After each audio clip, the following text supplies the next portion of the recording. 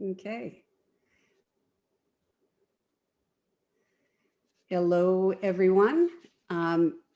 Welcome to the second of 3 town hall meetings that UC Berkeley's Osher Lifelong Learning Institute will be hosting for OLLI members and campus colleagues during the spring semester.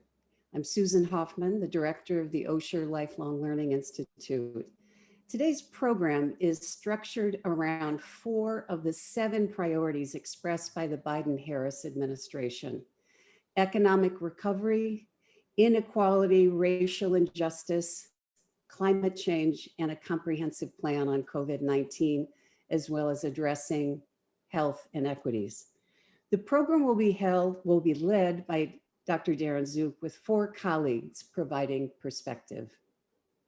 This will be the first 50 minutes of today's program, and it'll give Darren and I a chance to answer your questions or have the panelists answer your questions. Please post your comments and questions in the chat room. And after the prepared comments have been given, we'll begin to address as many of your questions as we can. OLLI members obviously are very familiar with most of our speakers today, but let me give a brief introduction for each of these esteemed people. Dr. Dan Kammen is professor of energy with parallel appointments in the Energy and Resource Group at Berkeley. He chairs the Energy Resource Group, and he also leads the Center for Environmental Policy at the Goldman School of Public Policy. For 7 years, he served under the Secretaries of State Hillary Clinton and John Kerry, first as Energy Fellow and then Science Envoy. He has founded many companies, worked with the World Bank, where he has been a specialist, the first specialist for renewable energy and energy efficiency, and he's helped to fund projects in China and Africa. And Dan has been an OLLI instructor, and he was OLLI's first recipient of our award for excellence in teaching. Next, we'll have Dr. Robert Strand, who teaches in the Haas School of Business and is the executive director of the Center for Responsible Business. He's a leading expert on Nordic sustainability and Nordic capitalism. Robert will give a presentation in OLLI's Spring Speaker Series on April 30th, where Swedish Consul General Barbro Osher will join us. Next will be Dr. Deborah Gold, an adult infectious disease specialist with more than 30 years experience in the field. For 2 decades, she served as the Chief of Service for Infectious Disease at Kaiser Permanente in San Francisco.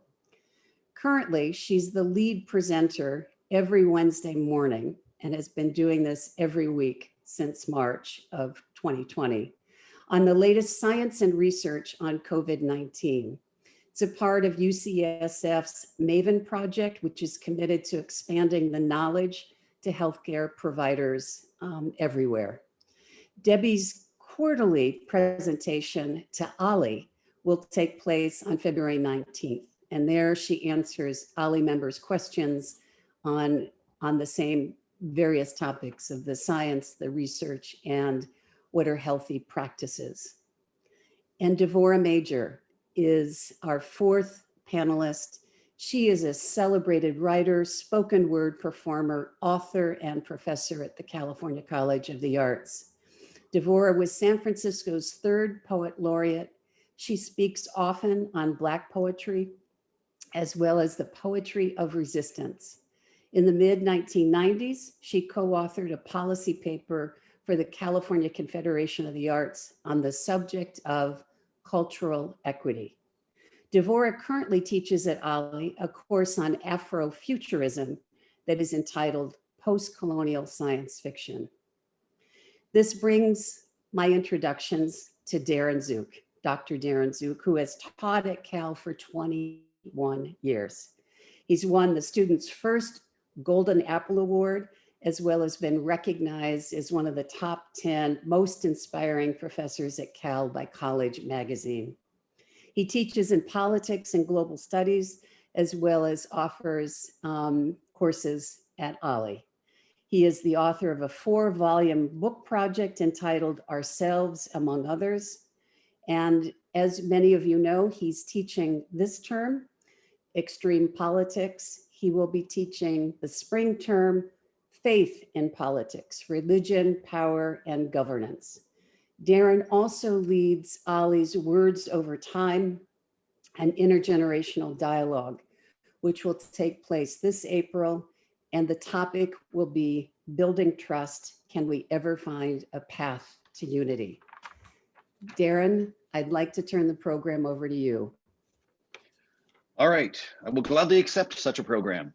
Thank you for that introduction. Welcome everybody, good morning to all of you. My job is basically to kind of do a brief setup and maybe set the tone of things, and I'm going to turn things over quickly as I can to our 4 panelists. So I'm just gonna get a little slideshow just because sometimes it helps to have a bit of focus on things. So let me do that and I'll walk you through them and then we'll go straight to our panelists. So here we go.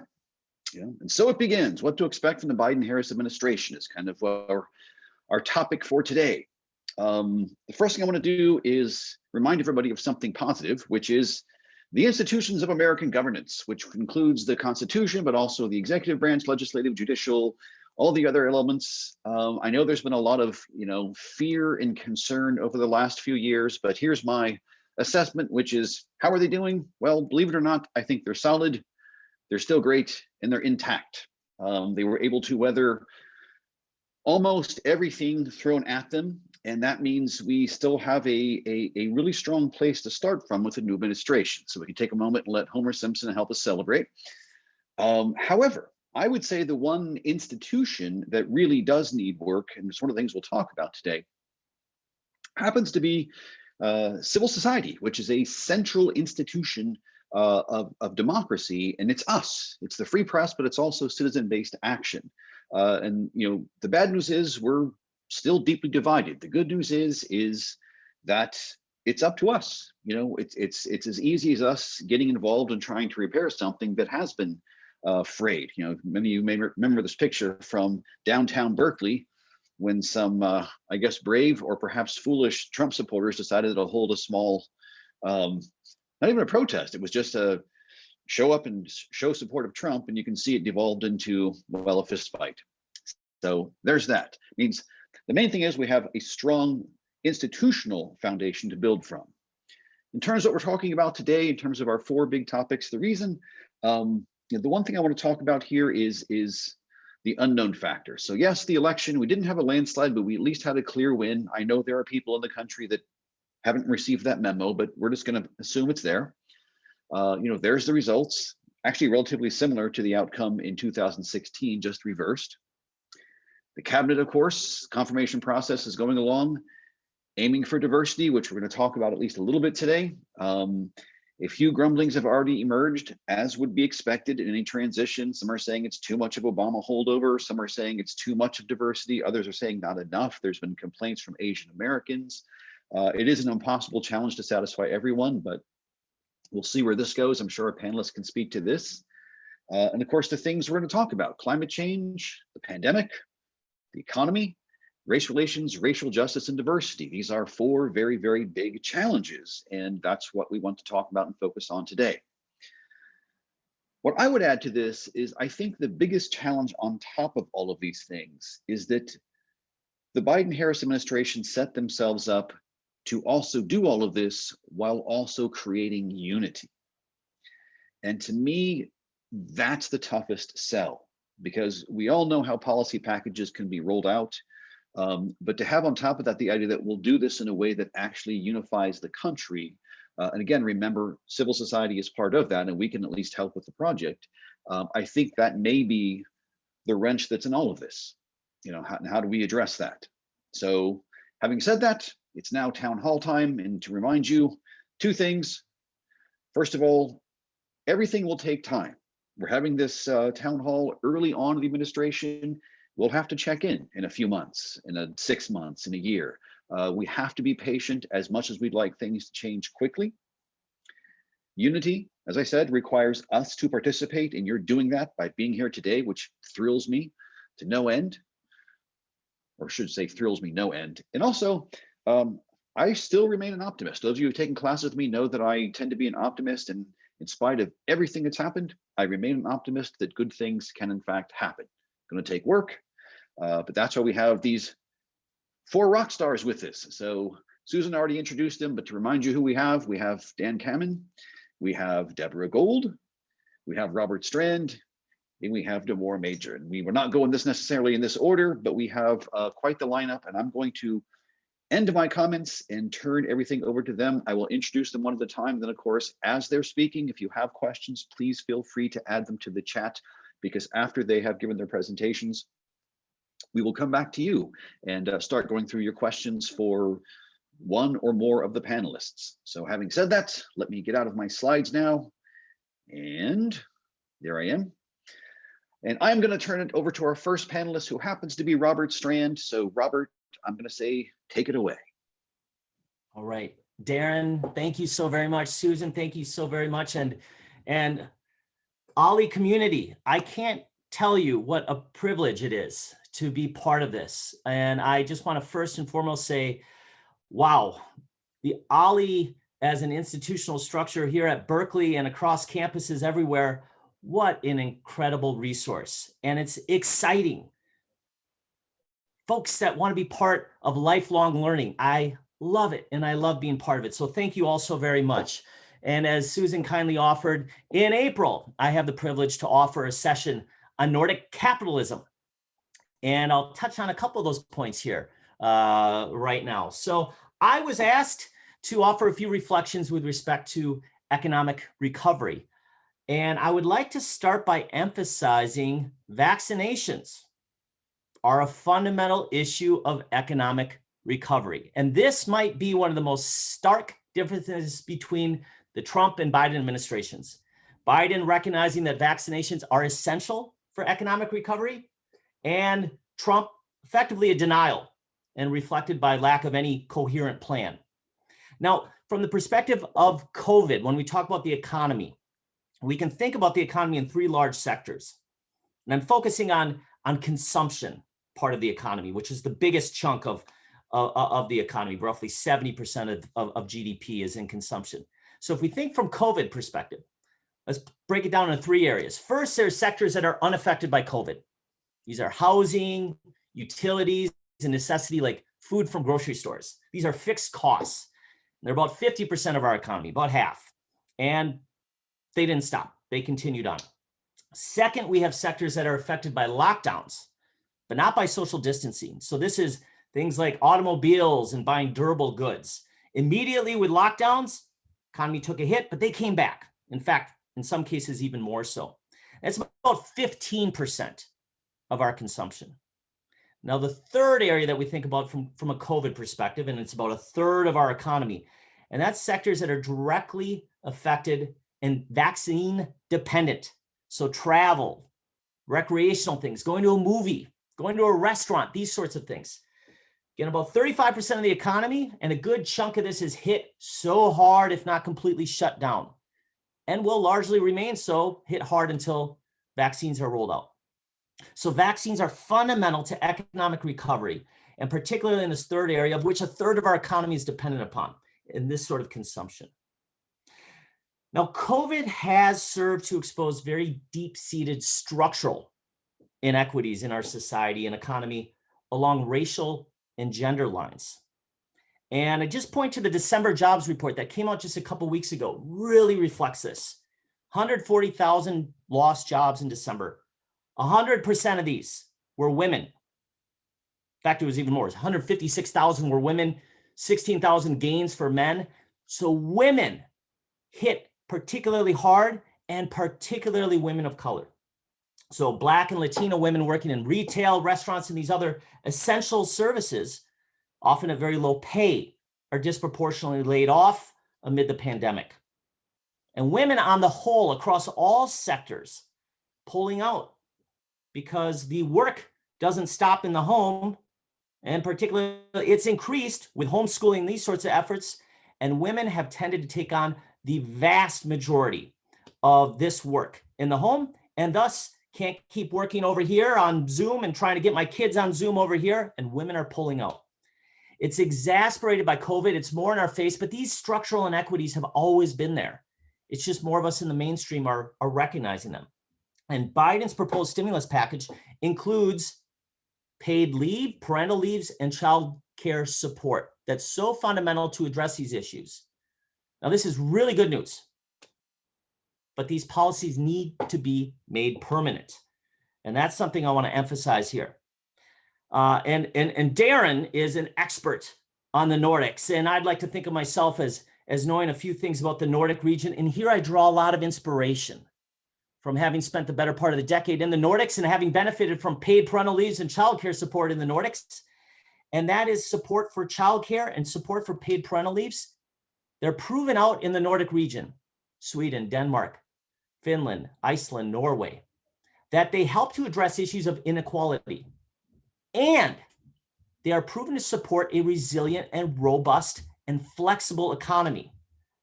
And I would argue, most importantly, they help build a society in which more of us can flourish, the kinds of society that we'd want to live in.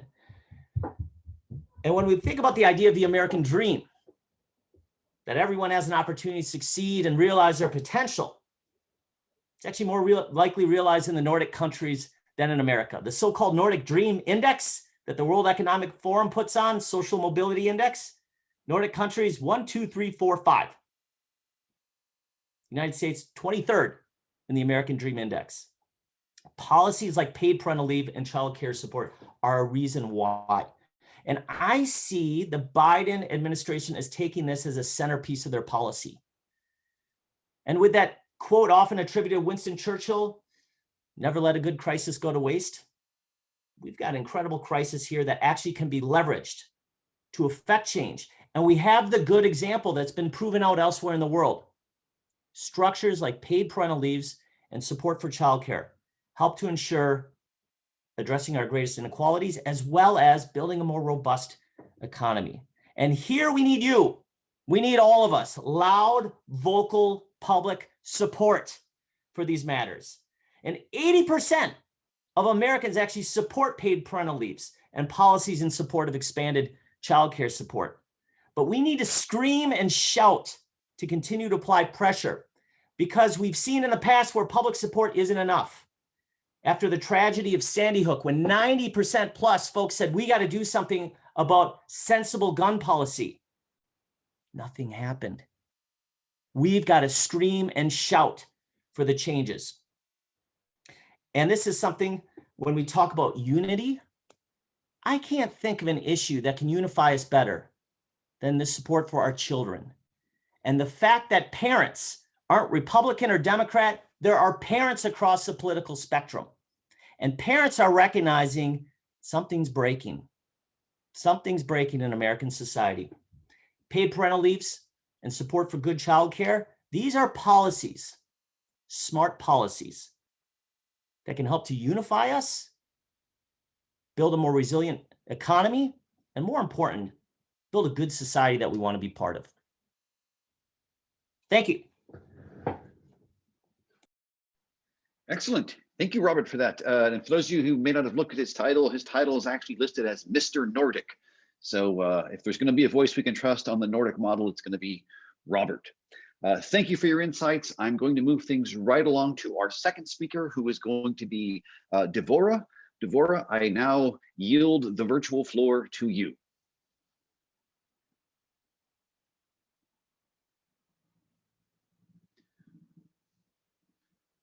Is Devorah muted?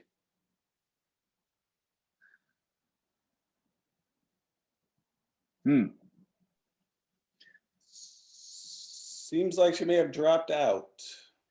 All right. There is a little problem with Zoom today. Max, I think that Devorah is muted. She needs to unmute and start over. Okay. Yes, that is the phrase of our time. You're muted. That's the phrase we will all remember from this era. Max, can you unmute her? She has the ability now to unmute herself. Okay, so Devorah, if you're there, thank you. There we Thank go. you. Thank you. I've been trying. It keeps telling me I can't. All right. Okay, let me see. Let me move forward. Thank you. So I'm to talk about the initiative, one of the major policy initiatives, which is on racial equity. And within that idea, they've said that they want racial equity, that is the Biden administration, their policy that would ensure access for people of colors to jobs, homeownership, higher education, retirement savings, and other necessities.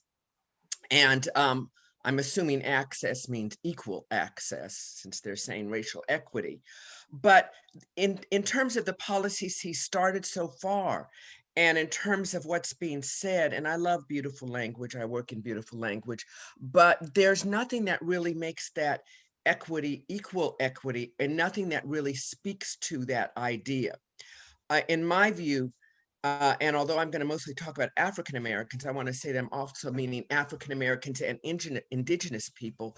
The road to this equal equity is reparations. And reparations is the act of repairing or restoration.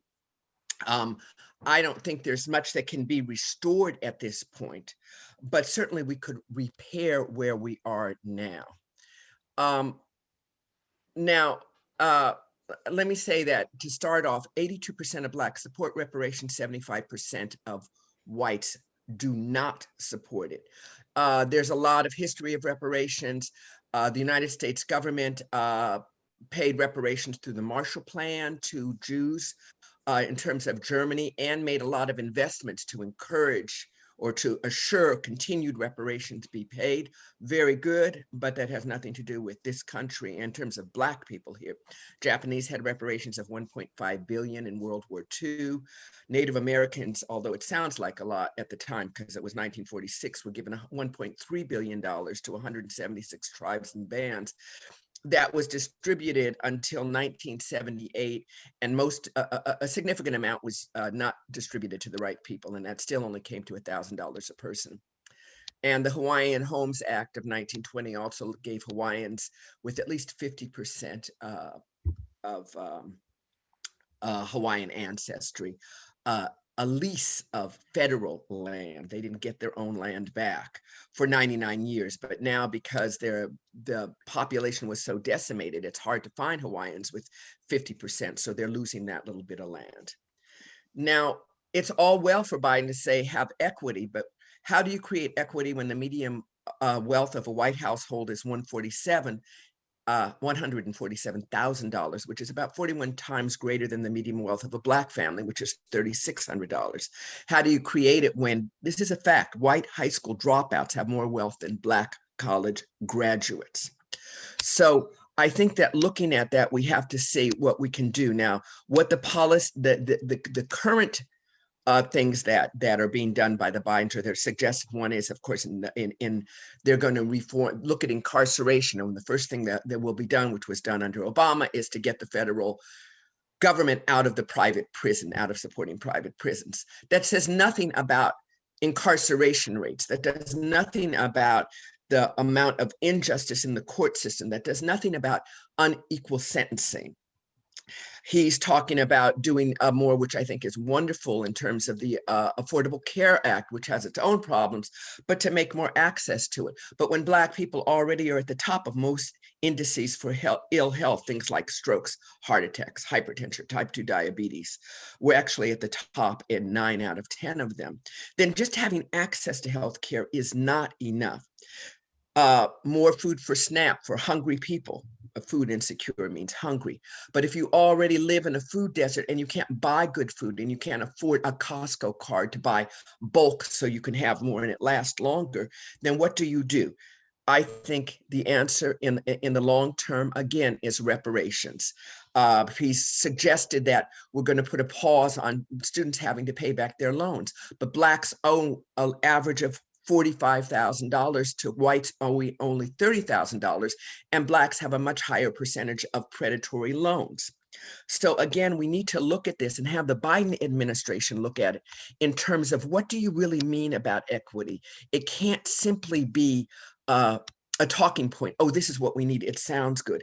In order to make what they keep talking about robust and really bold moves forward, it means deep things. I think one of the places it needs to start, and there's not enough being said about that, is ending white supremacy. The Civil War never ended. It went underground. It comes up. It goes under. It's now in full bloom. White supremacy, American white terrorism needs to be addressed for what it is in a very serious way. And that means taking it on. It doesn't mean slapping people who were at the in the House of Congress with small terms and small sentences for little things. It means really looking in a deep way at these organizations and correcting them. Also need to take statistics.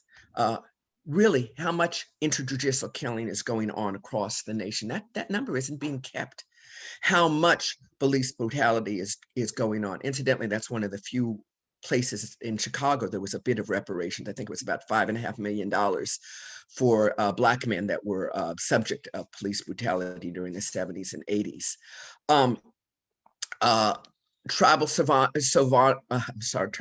He's going to commit to respect tribal sovereignty and strengthen nation-to-nation relationships between the U.S. and tribal nations. That's great, but that doesn't change the fact that indigenous people are some of the hungriest, poorest, least educated. So I think that we need to start with, let's look at really what does it mean to have white supremacy addressed? Because when you look at the fact that 75% of white people are against reparations, despite the fact that even in 1861, Blacks contributed $250 million to the national economy for one crop, cotton. We're not talking rice, we're not talking tobacco. I think citizen activists need to realize that Black Lives Matters is more than a struggle. We're not just talking about interjudicial killings or even interscene warfare with misdirected rage. We're also talking about miseducation. We're also talking about healthcare. And to understand the truth, I think citizen activists should be educated in why reparations and how that will lift the entire country by lifting the lowest among us. We are the canaries in the gold mine. And I think they should take the time to educate others and lobby the Biden administration. I think they should encourage lasting policy initiatives that create deep and lasting change that really will make a difference. And I think they should look at, there is one on the bill, HR 40, that wants to establish a task force to study what form reparations should take. Now, it was first introduced in 1989 and there were 23 co-sponsors. Currently, it has 170 co-sponsors. I think citizen activists should lobby their own representatives, as well as the Biden administration, to get behind this bill. If he truly wants to look at racial equity and creating access for all the wonderful things he says, for people of color, to jobs, home ownership, higher education, retirement savings, and other necessities, then a large place to start with that is reparations. And with that, I thank you. Thank you so much, Devorah. You've left us with a lot to think about, and I have a feeling we will definitely be coming back to you with some questions. People will want to know more. I'm now going to switch gears and go over to Deborah, who's going to talk to us about public health, the pandemic, and everything and all things related. So Deborah, the floor is now yours. Thank you. So good morning, everyone. As of this morning, we have about almost 26.5 million cases of COVID in this country and almost 445,000 deaths. Now, we were never going to have no cases and no deaths. No administration would have been able to get an A on controlling this, but it didn't have to be this bad. And I think we can attribute the severity of the pandemic's effect in this country largely as a lack of science-based strategy at a federal level. And so the Biden-Harris administration has issued its national strategy for COVID-19 response and pandemic preparedness. A national strategy. What a breath of fresh air. I have some general observations about it. It's a very long document and highly detailed, but and very broad in scope and forward thinking. And it's clearly been written by super smart people who are experienced professionals in infectious diseases and public policy and public health. And so that is a relief to me, at least. But there are three kind of common threads that run through the underpinnings of this document that I think are really important. The first of which is an acute awareness of the health inequities that have been in this country for 100 years longer, probably 400 years, but have been just amplified by the COVID-19 pandemic. And so there is an attempt to try to establish equity in Brown, Black, and Native communities through the policies that are going to be and hopefully enacted through this, that are outlined in this document. The second is transparency, which is mentioned again and again as a way of counteracting the misinformation and disinformation that has been so prevalent over the last 4 years or over the last year around this pandemic. And finally, there is also an awareness that this is not going to be our last pandemic, and that the investments that we make in trying to get things under control now should also carry over into pandemic preparedness in general, because we are gonna, trust me, this is not the last one, and this is not the worst one that we are gonna see. So the Biden-Harris plan has 7 main goals, and I think I want to start with, I'm not going to go over them all in detail, but I want to start with the last one first, and that is sort of reestablishing the position of the United States in a global, at the table with other global leaders. And it started with Biden's decision to rejoin the World Health Organization, which was a great idea. But also the United States will now join COVAX, which is a collection of wealthy countries that are banding together to make sure that there are resources available to provide vaccine to countries in the developing world who don't have the resources to provide those themselves. And there's also going to be support for organizations like the CEPI, which is the Coalition for Epidemic Preparedness Innovations, that are working on other pandemic vaccinations, like Gavi, which is the Global Vaccine Alliance, and even organizations that are interested or whose goal is to control global AIDS and tuberculosis and malaria. Those are all in this plan, and not just COVID-19. One of the main goals is to restore the trust with the American people. And the ways that they propose doing this are to make decision-making science and evidence-driven and equity-driven. There are now going to be expert-led, science-based, public-facing briefings. The first one was Wednesday. They had a lot of technical problems, but it was like, those are the people I want to hear from. I want to hear from the head of the CDC. I want to hear from Dr. Fauci. I want to hear from the woman who is the head of health equity, the health equity conference. And anyway, I think it was highly technical, but I'm definitely going to listen to the one today. They're supposed to occur every other day, or maybe it's going to be Monday, Wednesday, Friday, I'm not sure. There are also going to be public-facing dashboards, which have every metric that you can think of regarding the COVID pandemic. And there are going to be science-based public education campaigns designed with inclusivity and diversity in mind that will be in multiple languages. hopefully to try and counteract a lot of misinformation and disinformation that's circulating in communities of color and in the community, in the American community in general.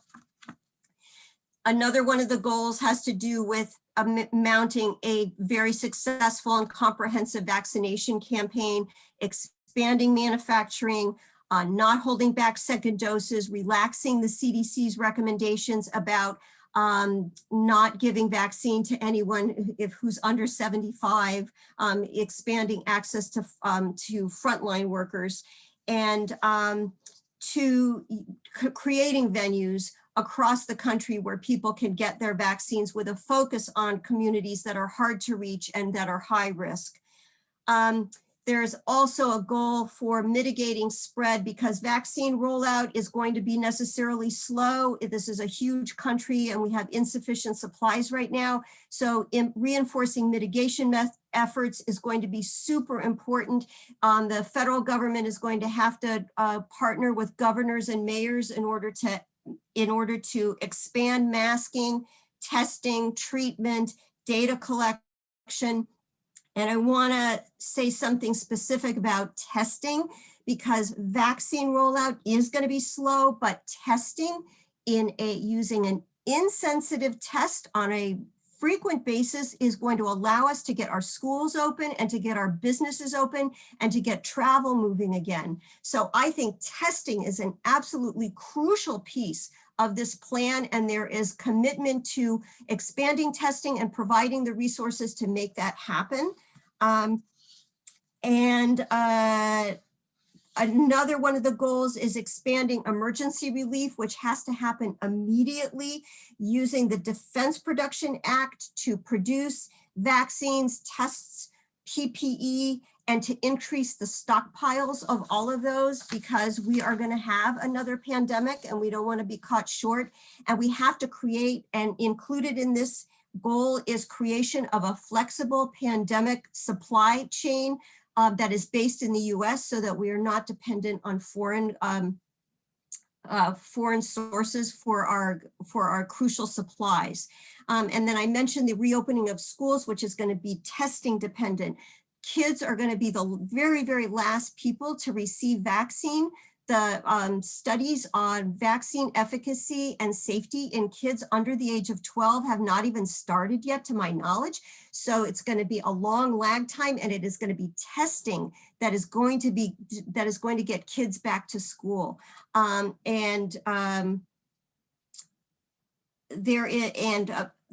Finally, the last goal that I'll talk about is protecting individuals who are most at risk. And there is already established a COVID-19 health equity task force, and the head of that task force was in the initial briefing that occurred on Wednesday. And they will be making recommendations about how to mitigate COVID-19 health inequities and to ensure equitable access to high quality healthcare. And the first step is going to be opening up another window for enrolling in the Affordable Care Act to allow more people, and there are 15 million people right now who qualify to get care under the Affordable Care Act, although that will not be in all states, unfortunately. And then finally, there's a commitment to supporting communities that are most at risk, which not only include Black and Brown communities and Native communities, but also people who are in congregate settings like prisons and homeless shelters. So the plan is super ambitious, it's huge, and it has to be, and it's very forward thinking, but it's going to be very expensive. And I see that as the main barrier to implementation. All of the Republicans who didn't care anything about deficit spending for the last 4 years have now all of a sudden in the first week and a half of the Biden administration become deficit hawks and will not support this very huge initiative. So Democrats are going to have to somehow get this through without the support of Republicans. This is what government is for. If it is for nothing else, it is for a crisis like this. And so this initiative has to happen, and it has to happen quickly in order to get help to people who need it. And then I see a second barrier as the millions, tens of millions of people who don't think that COVID-19 is a real thing. They think it's a hoax, or they think it's the flu, and they're getting those kinds of people on board is going to be super difficult. Other two things that you can do in the community, if you are in a Black or brown community where there is resistance to vaccine, be a role model, talk it up, get a vaccine yourself, tell your friends and your family members how important it is to get a vaccine when your opportunity comes up. And if you are a retired healthcare worker, you can sign up to administer vaccinations. They are looking for people. It doesn't even matter if you let your license lapse. If you are a physician or a nurse or a physician's assistant and you are retired, the government needs you to give vaccines. So with that, I will stop. All right, thank you so much, Deborah, with such valuable information at a time when I can't tell you how many people keep saying they're just confused by all the flow of information. I think you cut right to the heart of it and clarified a lot of things for a lot of people. Lots of great questions we'll get back to when we're done. But for now, I'm going to turn things over to Dan, who has, I believe, 10 minutes to solve the entire problem of climate change. I think he has some slides. So if you can't see the slides, if he starts the slides, check your view and just adjust it so that you can get the split screen view. So Dan, it's all yours. Well, Darren, thanks so much. And actually, before I start the slides, I think actually I don't need 10 minutes because what the president and the vice president have done may actually have already solved climate. I know that sounds pretty damn bold, but what's happened so far in this administration is remarkable. I don't think I've ever seen anything like it. And so if you can see my slides now, we would be in good shape. Just give me a thumbs up if you can see them. Perfect. Okay. So I direct this Renewable and Appropriate Energy Laboratory, or RAEL as we call it. And so if you want any of the things I'll run through in 10 minutes, there's the website. And we put about 1 or 2 things a day on Twitter if you're interested as well, just under my name. And so what has happened in the last week from this administration on energy and climate is unprecedented. I would argue we used to point back to what President Carter did as the high water mark for thinking about energy and climate.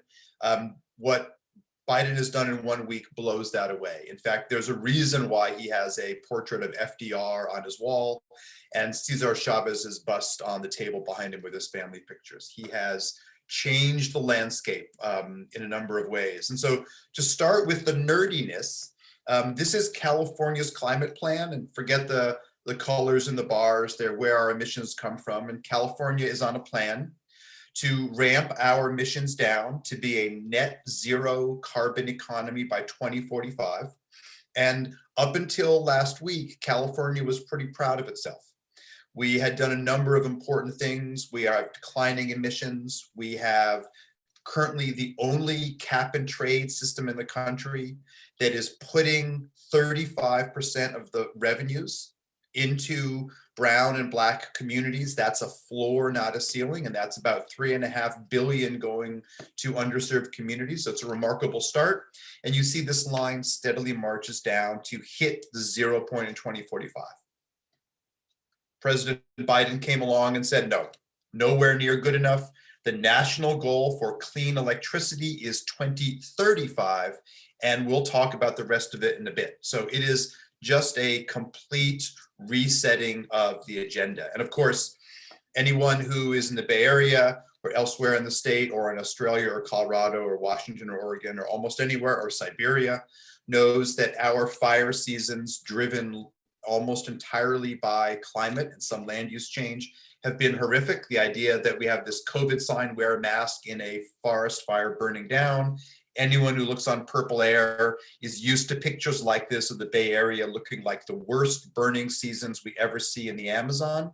And at my home here in Oakland, here's a picture of my roof on a typical June day with my solar panels. And this is me in the climate apocalypse that was our early September dates. For those of you like the graphs, this is the output of my solar panels. reasonable. That's about 85% of peak capacity. And over those 4 or 5 days of the climate apocalypse that we lived through, my output dropped to 0 on September 9th. So we have seen climate apocalypse here, and most people say, well, 2019 or 2020 was the warmest year in the last 100. And I want to urge you, and this is what President Biden has recognized, is that don't think of it as the worst year in the last 100. Think of it as the best year we're going to see until we completely change our energy system. That's the most important line. That's why President Biden has appointed a domestic climate czar in Gina McCarthy, former head of the EPA, and an international climate czar in Secretary John Kerry, my former boss at the State Department. So to put on par what he's done, the president has released a plan to get to 100% clean electricity 10 years faster than California. And we used to think we were in the lead. Now we're going to have to up our game dramatically. And to direct 40% of that spending to disadvantaged communities. Now, that's not specifically a reparation in the way Devorah highlighted, but that is unprecedented in US history and thinking in these critically needed transformative terms. That $2 trillion federal investment that the president promised on Wednesday is estimated to catalyze another $3 trillion in the private sector. That is about as good as you can get in terms of thinking through and putting muscle behind a strategy. And now we have seen the most diverse cabinet, most diverse under cabinet officials in history. It is a remarkable move to make good on so many of these features. Of course, the president rejoined the Paris Climate Conference last week. Technically, it takes a month, so February 21st is our day back in. And the president's announced a major international climate summit where already the president of France, prime minister in the UK, prime minister of Denmark have all committed on the spot to attending. That'll be on Earth Day. And it gives a lead in to the next climate conference that will be in Glasgow, which will be probably the most active, dynamic meeting we've ever seen in this area. I had the pleasure to work in the Kerry State Department. I was the science envoy working on partnerships around the world. And I can tell you that as bleak as the last 4 years have been, what has happened is that many of our international partners, many US states, California, New York, New Mexico, Washington State, Massachusetts, have really continued that fight. And so I got the pleasure to work in the State Department. It's really some of these international efforts. So one of the things that I got to work on was the effort when the US was chair of the Arctic Council. And so this is Arctic Council members in Ny-Ålesund in Svalbard, doing some of that on the ground kind of PR, but a little bit of science session. But the idea that the president is re-engaging with Kerry as the full-time bull in the China shop in terms of overturning not only Trump inaction, but prior inaction on a variety of areas, including a moratorium on natural gas exploration on public lands that will have ripples through the fossil fuel sector. It's going to push them to think what is their green strategy while they're also going to roll out their lawsuits for sure, but also partnering with Native American and peoples of color. And so this is a project that we did as part of the State Department effort. This is actually installing what was the largest solar farm in North Dakota. It's on the Standing Rock Sioux Reservation. This has now been exceeded by a larger one.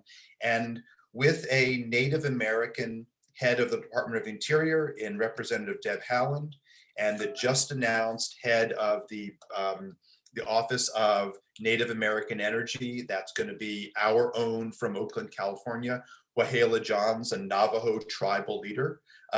It is a complete change in terms of partnering with the communities that have been most neglected and actually have the most upside in terms of becoming leaders in this green energy implementation process. And so just to kind of put all of that in numbers, if you were to install an energy project across the country tomorrow, the overnight cost of that is what's reflected here. And I've used not my own calculator, I used one from Texas just to kind of show the kind of validity. So right now, Rust is where natural gas would be the cheapest. a little bit where nuclear would be the cheapest. That's got a footnote.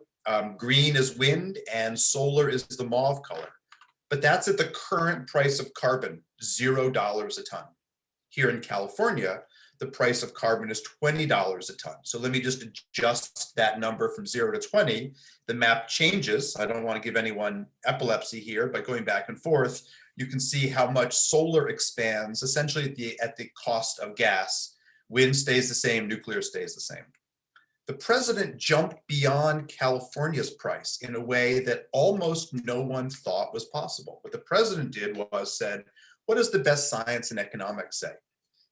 That is, our market price is an underestimate, and it's largely an underestimate because of the damage to minority communities and the damage to the environment.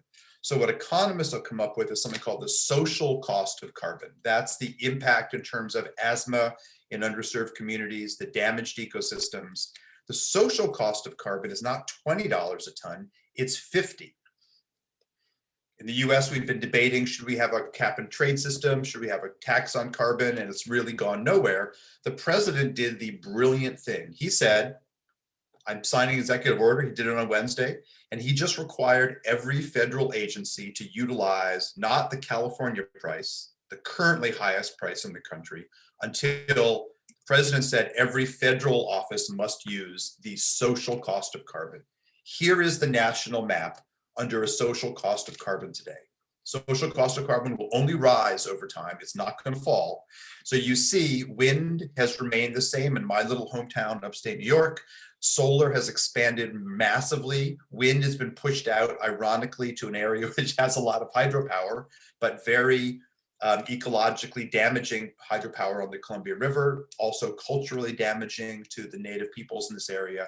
But essentially, this is a move that flips the US economy off of a fossil fuel gold standard, if you will, to a clean energy standard. It is a stroke of brilliance. And if you read the executive order from Wednesday, it is essentially the most progressive energy document unleashed by any head of state anywhere in history. That's a lot of any's, but that's the extent of the. So here's just a picture of that social cost of carbon mandate. Came down earlier in the week. Again, remarkable, the US will use the social cost of carbon, and that pushes it out to states. It pushes it out to the regional EPAs like our Region 9. It arms people like now Secretary of the Interior, former Representative Deb Haaland, to utilize this to invest back in Native American and other communities. Amazing move. Just to highlight where we can go from here, this is a project that we were asked to do by the Kerry Department of State when I was there, and it's to work with international partners who want to dramatically jumpstart the clean energy economy. So we worked with the city of Shenzhen that went from 0 to 29,000 electric taxis in under 1 year. And when you roll it out that fast, you run into problems. This is the line of electric taxis waiting to recharge because you have to pass your taxi on to the next driver fully charged. You can see it's a real movie. The cars there's a traffic jam, but these are all taxis waiting to go. So how do you solve most problems in this day and age? Well, you design an app. So we designed an app to tell drivers not only which charging stations had slots available, but also to direct them to the roads where you can recharge by driving down the road and recharge inductively, the same way your electric toothbrush runs. So it deducts from your Easy Pass. It fills your car back up without stepping off the road. Will the US jump in to do that? We'll find out. One of the big issues is that we know that our housing policy is not only climate policy, but it's social injustice policy. In California, the statement is you have to drive till you qualify, which means the lower income you are, the longer you drive into the good job areas. And that is a race-based tax on low-income people across the state. We wrote about it, and we have failed to pass it in California to open up housing for low-income people near our transit hubs and elsewhere. But we have some signs of hope. Lyft has said that they will only utilize electric vehicles by 2030. I think they can do it probably 5 years earlier, but they've also said they will have discounted lease programs to get low-income drivers leases for private use. And the state of California and now Secretary of Transportation Buttigieg are charged with making publicly available charging so you don't have to be a homeowner, so we can get around the race-based, economic-based access to charging. That's the kind of thing I think you're going to see rolled out in huge numbers going forward. And it's why, despite all the climate doom, we had been on a pathway, current policies, to warm the planet by about 3 degrees Celsius. That means 20 degrees Fahrenheit or more at the poles. But we are now on a pathway, the purple scenario, to bring us down to about 2 degrees.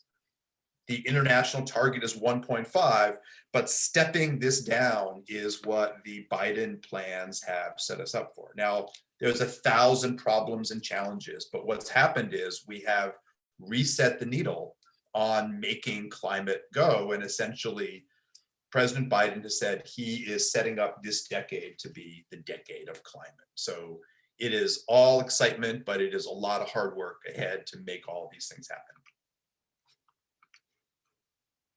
And I'll stop there. Excellent. Thank you so much, Dan, and for all 4 of the presenters. I'm not even going to make a transitional comment or anything like that, because I know we have lots of great questions.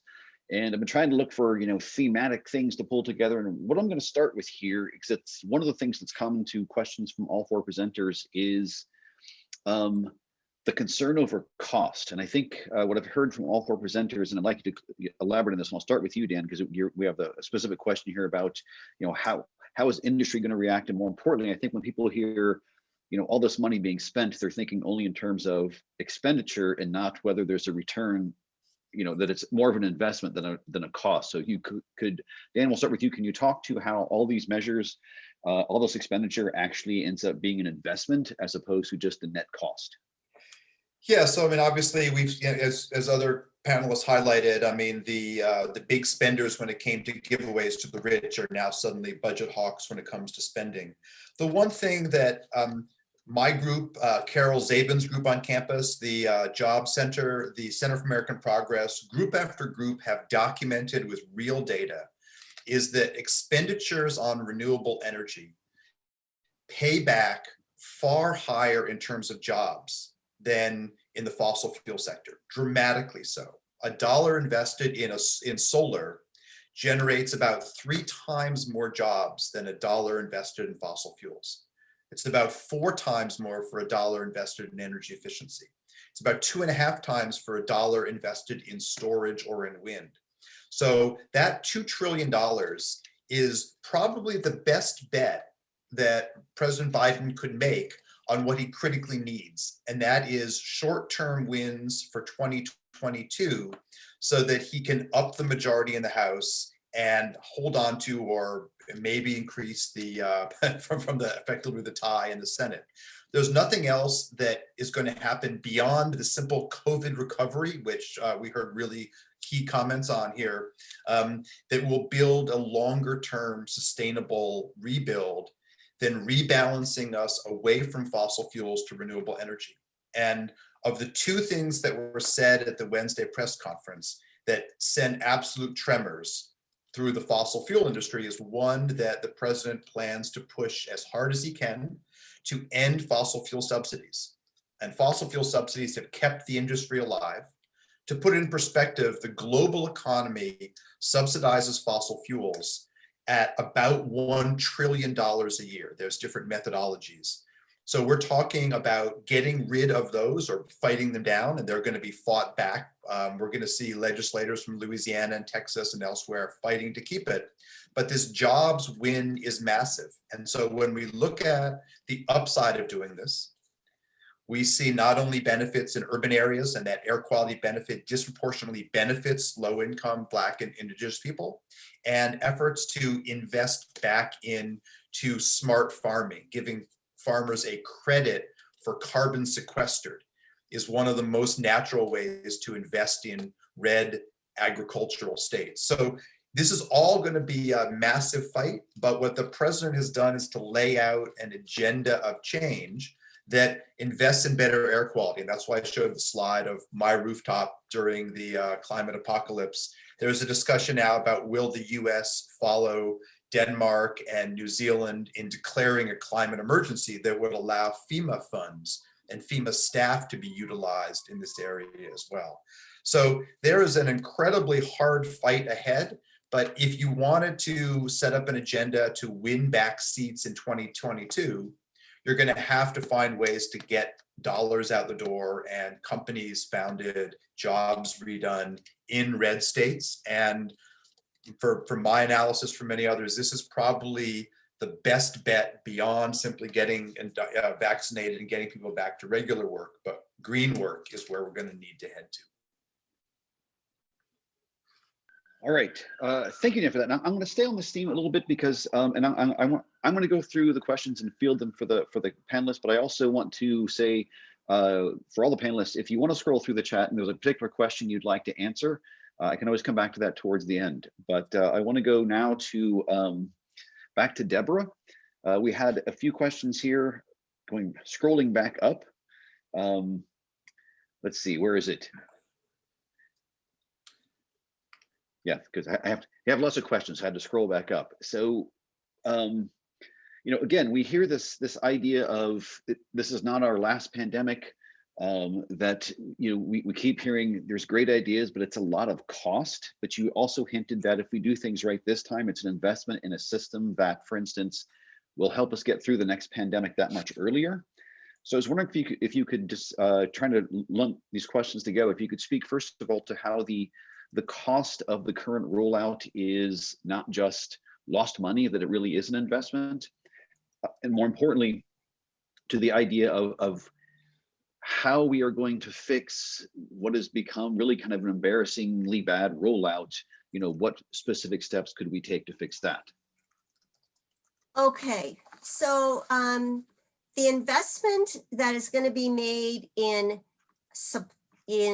supporting people who have lost their jobs, who can't afford their childcare, who are staying home because their kids are not in school, all of the costs that are going into supporting those kinds of people, you know, that's going to support the economy. And I got to say, I'm an infectious disease doctor, I'm not an economist, but supporting testing, and I'm talking about using a rapid turnaround test, 15 to 30 minutes or even faster, every 2 to 3 days for kids who are going to school, for students at university, for businesses that want to get open. That is not going to be cheap, but it's going to allow schools to open and parents to go back to work, and it's going to allow businesses to be open while we are trying to achieve herd immunity by vaccine. And that might be another, I don't know, 9 months, maybe longer, depending on how much resistance there is to vaccine in the country. So making those kinds of huge investments in testing is going to be absolutely crucial to get the economy open and to get schools open. So that's that. So what else did you ask me? Oh, right. So the White House, let's see, the White House Directorate on Global Health Security and Biodefense, which was enacted, this was an office that was opened during the Obama administration because we had, what did we have during that administration? We had Ebola, which was a huge pandemic threat, although it, you know, we think we got on top of it. And we had influenza H1N1, which was a pandemic. So there was plenty of reason for them to understand the threat to national security, to open this office, to have pandemic tabletop drills, to impart that information to the incoming Trump administration. And they, within a year, closed it down and said, what do we need this for? But we do need that. We do need to have an active we need to have this active office that is monitoring pandemic threats around the world and is able to have policies that can be enacted if we have a pandemic threat, and that it can act quickly and in a very nimble way. So any investment in that is well worth the price. And rebuilding the national pharmaceutical stockpile, which I think goes under another name now, and moving it back under the auspices of the CDC. That is absolutely crucial, that we keep that stockpile well stocked at all times, and that the products that are in that stockpile are turned over so that they don't outdate. So there's going to have to be a plan for that as well. And that is a huge and very valuable investment that will pay off the next time we have a pandemic, and we will have another pandemic, and it will be much worse. I see this COVID-19 pandemic as a dress rehearsal for the real deal, because the real deal is coming, and the real deal is not going to be a 2% or 1% mortality. It's going to be a 30% mortality, or it's going to be a 60% mortality with an avian influenza.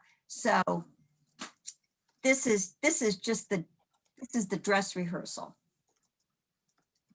Okay, that woke everybody up.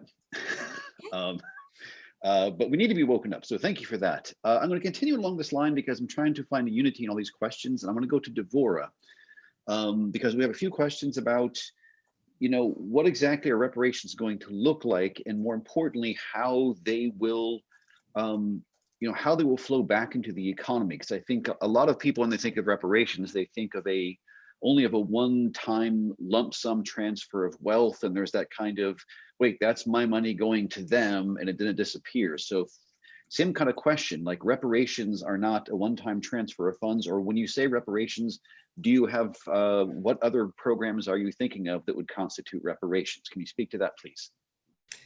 Certainly. First of all, the whole idea of the HR Bill 40 is to put a task force together to say these are the most effective ways to do reparations. So I'm one person, I'm not on the theoretical task force. So, but there are things, for example, good housing. I live in Oakland too, and in Oakland, you can drive around and see all of this empty housing. We're one to make those homeowners. And again, we're looking at capitalism, the lovely statistics on the wonderful American dream that's in the Nordic, that's democratic socialism. So, but were these houses to be repaired through internship programs, hiring people of African descent, giving them those skills? Now you've got an added tax base. That money is going back into the general tax fund, because these are employed workers. You've got people living in good homes that they value because they helped make them good. You've got a stable housing situations. You add to that schools that actually serve their people. There's a wonderful report that was made by Dr. Mary Hoover on all the successful schools for Black people around the country that have done well at educating the uneducable, the high dropout rates, notably in most Oakland high schools. Yet there are all these successful schools. Take those models, put them into practice. Now you're turning out people who are earning good wages, who are adding to the economy, who are lifting the general economy. More money is being produced. It's an investment. Reparations is not a giveaway. It's not simply the repayment of a debt. That is part of it, but it is actually an investment in raising the communities to a point where we are better able to contribute to the general American economy, and we are healthier, and we are not talking about all of this money, which already could be better spent in other ways than police departments. That money then is going into training, it's going into intervention services, it's going other places. That there's always enough money. I once knew someone who worked in the illicit drug industry. And I was talking about not being able to afford something. And he said, if there's one thing I learned, it's that people can afford whatever they want. And I think it's an important principle. If we want to do it, the money is there, the resources is there. We live on a very rich planet. We live in a very rich nation. It's a matter of how it's distributed and what our priorities are. Thank you, Devorah.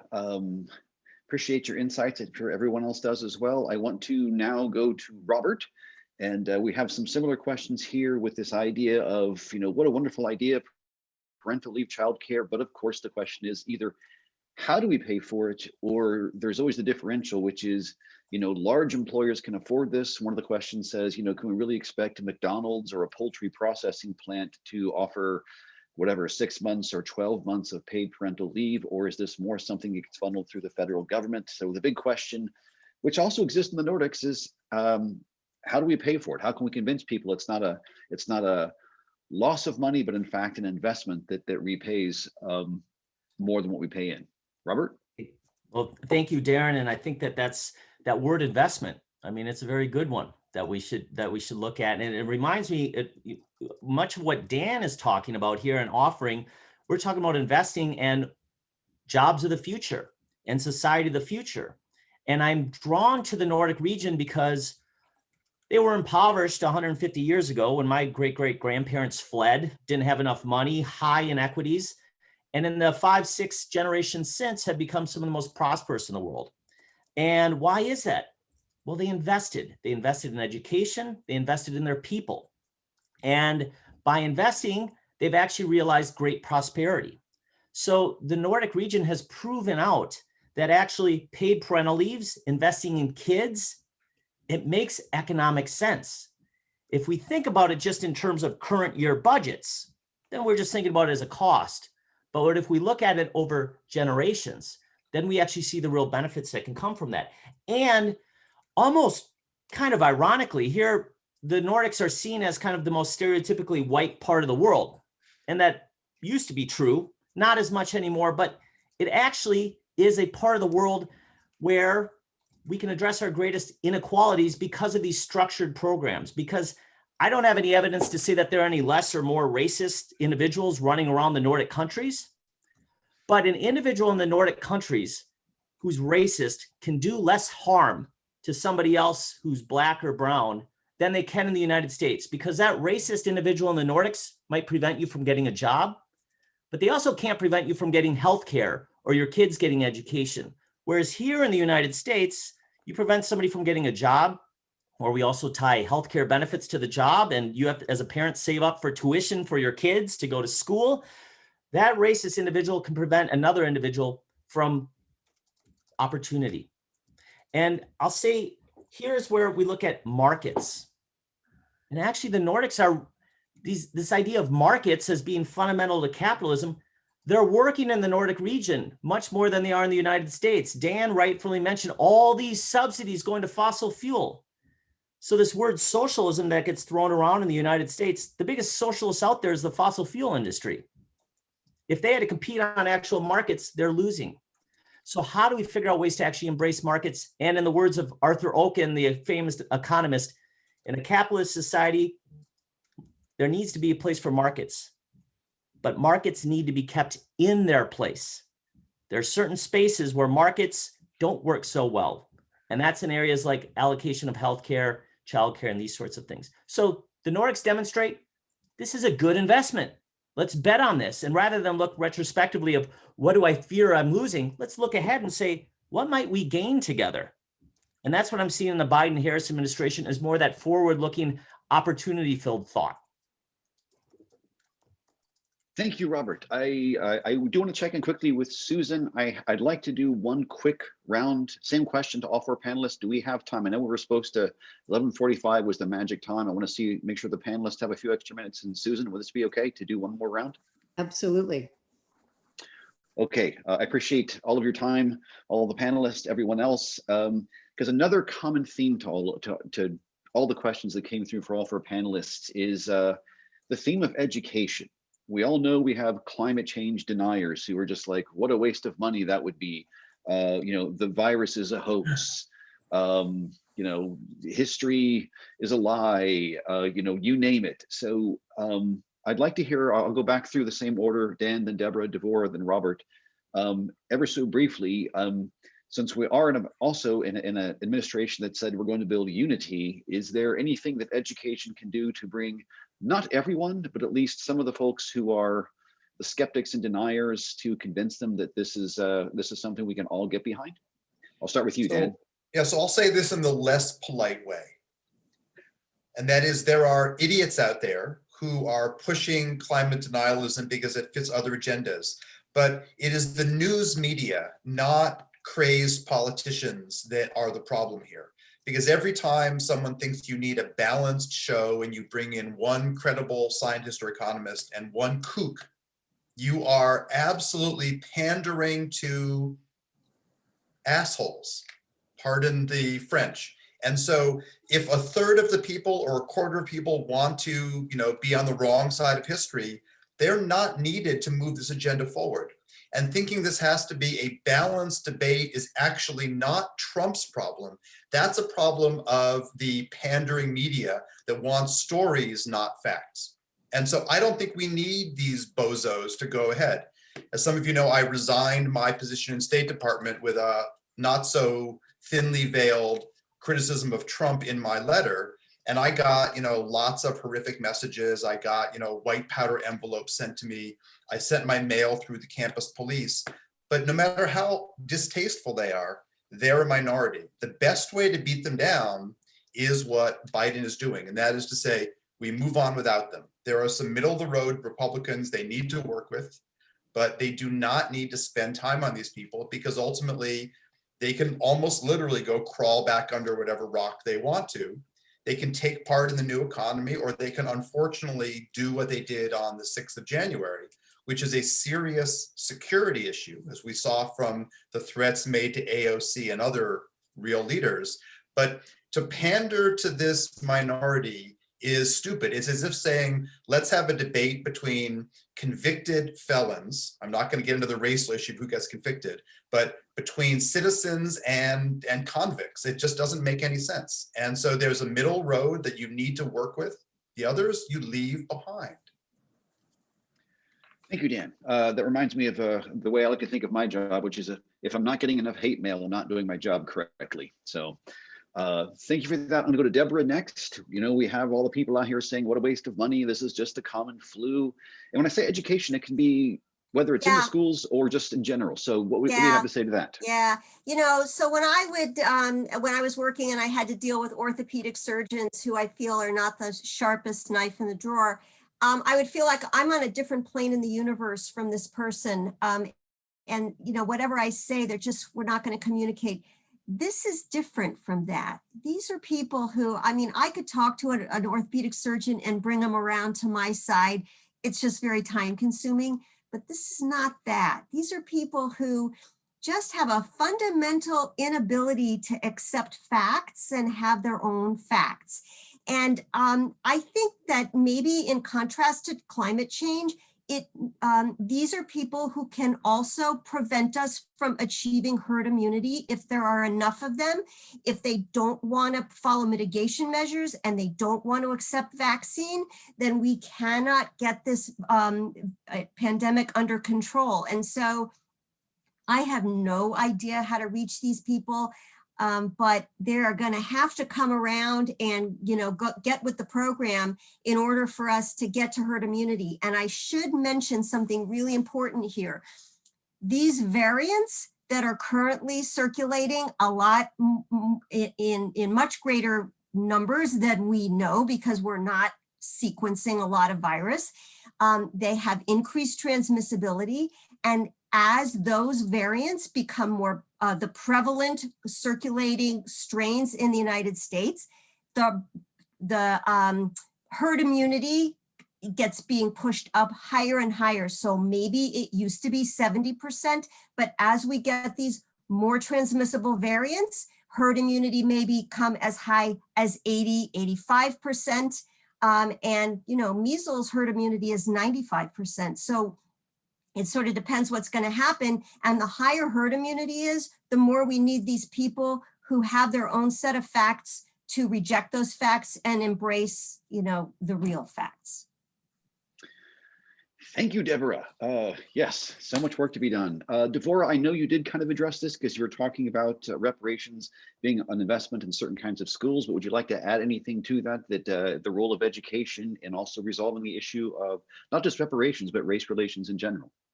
I think that the idea of education has to be broader than schools. And I think that the reference to media is critical. The role that media plays Yes, in the news. Absolutely. I agree with Dan. You know, there's a thing, and that whereas police say that when you look at an impoverished high crime area, 5% of the population is creating most of the crime. Yet for the media, it's a bad neighborhood. It's a, that there's not there that so that kind of re-education done through media, who people really are, what we really are, what we have really accomplished will do a great deal. What's happening now? There's not a sense of media. That's one nice thing I do like about the Biden administration is more people of color, you know, definitely African Americans, Latinos, Indigenous, probably need a few more Asians, but that idea of see these faces, see these accomplished people, we need to look at the broader definition of education. And definitely the media plays a major role in that. Thank you so much, Devorah. I'm going to go to Robert next. You know, as the common rumor is that, of course, the Nordics can do what they do because everybody's taxed 98% and they're left with $1 at the end of the year. What role could education do to convince people this is not socialism but something else? Yeah, and it's funny on that. The tax authorities are the most favored institutions of all government authorities in the Nordics because they actually feel they get good value for their money. But that's a different thing here. I want to emphasize this with respect to education and take, to Devorah's point, a broader idea of education, and that's at a more societal level. And tying back to that idea, never waste a good crisis. Here we are with a good crisis on our hands. And an example from the Nordics that I think fits so well with all of this, and that is oil crisis of the 1970s. Denmark just as addicted to oil as the United States, but they made a choice, a very deliberate choice, and implemented smart policy to say, we don't want to be dependent. We want a resilient society. So let's invest and encourage wind energy. And fast forward to today, and on any given day, 50 years later in Denmark, 100% of the country's electricity is produced from wind. But it wasn't just getting electricity and their energy. They developed an entire industry, Vestas and these other companies that are now why Denmark has such a strong and robust economy is because they made that investment. And we have the same kind of opportunity ahead of us here in the United States. Jobs, good jobs. What are the jobs that we want to create and build for the future? And this small homogeneous thing that gets thrown out, yeah, they could do it because of that. When did that all become a strength? I thought the United States was strong. We put the first human being on the moon because of our strength. So this is our moonshot. Let's look forward here. There's nothing that we can't do in the United States of America when we put our minds to it, and to Devorah's good point, when we prioritize it. So what are we going to prioritize looking forward? Those good, clean, green jobs, investing in a good, strong, robust society, paid parental leaves, childcare, investing in our kids. We have an opportunity ahead of us.